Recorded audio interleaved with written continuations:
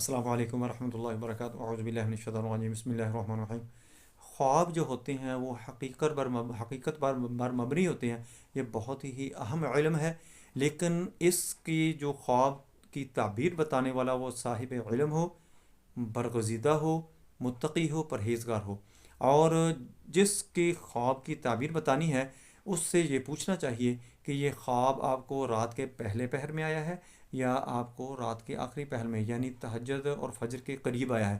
جو تہجد اور فجر کے قریب آتا ہے وہ حقیقت پر مبنی ہوتا ہے، اس کی تعبیر جو ہوتی ہے وہ بہت ہی کریکٹ قسم کی اور بہت ہی صحیح قسم کی ہوتی ہے، اور جو پہلے وقت میں آتا ہے وہ حقائق پر مبنی نہیں ہوتا۔ اسی طرح خواب اگر مالدار کو آتا ہے، امیر کو آتا ہے، بادشاہ کو آتا ہے، اس کی تعبیر وہ اور ہوگی۔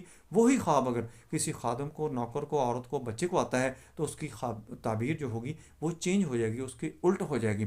یعنی مالدار رئیس کا اور خواب